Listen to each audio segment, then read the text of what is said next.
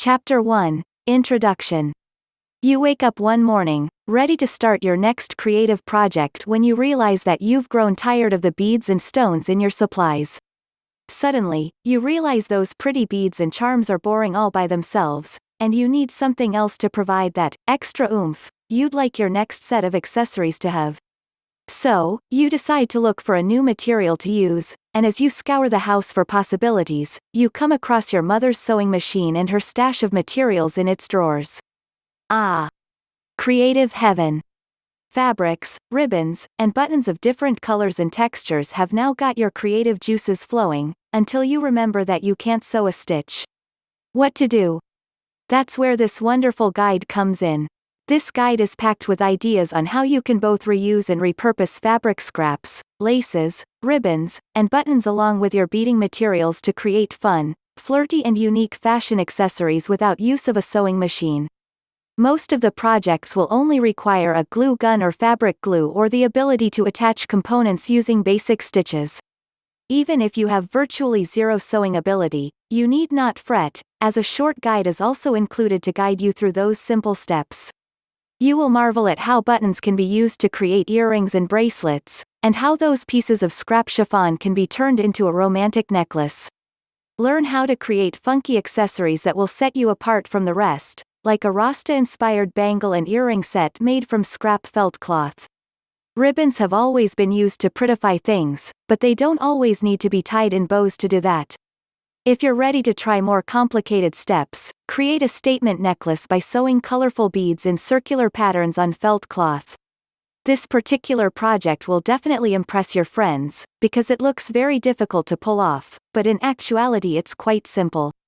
Impeccable sewing skills are not needed to complete it, but a lot of patience is required.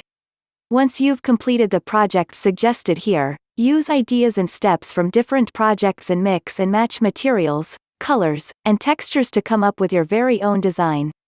Flip that page now and let's get started. Basic tools and materials you will need. Aside from basic beading materials such as beads, chains, eye pins, head pins, jump rings, locks, ear hooks and the like, you will need items readily available from any sewing kit. Buttons. Colorful plastic buttons, shiny brass buttons and vintage-looking wood buttons will look perfect alongside metal charms on a charm bracelet. They will also look pretty on a necklace or as a focal point on a hairclip. Fabric flowers. Fabric flowers make beautiful accents for necklaces. You can buy them ready-made from craft stores, or you can make one on your own. Ribbons. Colorful ribbons in satin or organza, in different thicknesses, can be used in a variety of ways. They can be used to string beads together to make a necklace, or wrapped around wood components for an embellishment, or even woven into chain links to give your necklaces or bracelets more color and character. Cabochon and sequins. If you want to make eye-catching accessories to make you pop during a night out on the dance floor at your favorite club, adding cabochon and sequins could give your piece the shimmer and glitter it needs. Threads. Skein threads, which are used for cross-stitching and embroidery, and specialty threads, like the one shown in the picture below, are used to put your fabric pieces together. Skein threads can also be wrapped around wood components to create textured, colored components for earrings or necklaces, as shown in one of the no-sew projects included within this guide. Skein threads are available in different colors and can create beautiful, fancy stitches on felt cloth. Shiny threads like the red one pictured can add glitter and sparkle to your piece, although they are quite rough in texture. Fabrics. If you cut off denim from your old jeans, or pieces of scrap chiffon and cotton, don't throw away those fabrics. Denim can be used to make a funky beaded cuff or necklace, and other scrap fabric can be used to wrap beads to personalize them and give them texture and color. Felt is wonderful to use when you want to create fun and colorful pieces. It is perfect if sewing is a challenge, and since felt edges do not fray, finishing off the edges is not needed.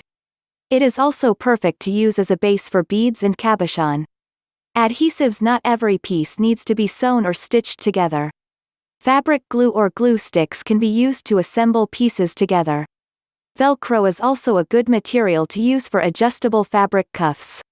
Basic stitches and steps to know. Before beginning any of the projects in this guide, familiarize yourself with these basic stitches and steps. For demonstration, I used tool for its large holes and wax cord as the thread so that you can clearly see where each stitch would go in the photo examples. Running stitch. The running stitch is the most basic stitch, with many uses, but the most practical is for sewing pieces of fabric together. Simply pull the thread in and out of the fabric, making sure that each stitch is consistent in size and that the stitches are evenly spaced apart. See pictures below. When attaching beads to cloth, the running stitch can also be used. Pick a bead every time the needle goes out of the thread and secure the bead in place every time the needle goes into the fabric. Just a tip, make sure that your stitches are as wide as your beads so that the beads don't hang loose. Backstitch. The backstitch is useful to attaching a piece of cloth to another, or to attach beads to cloth. From the starting point, take a stitch back into the cloth. Put the needle back into the fabric at a point that is twice the length of your stitch.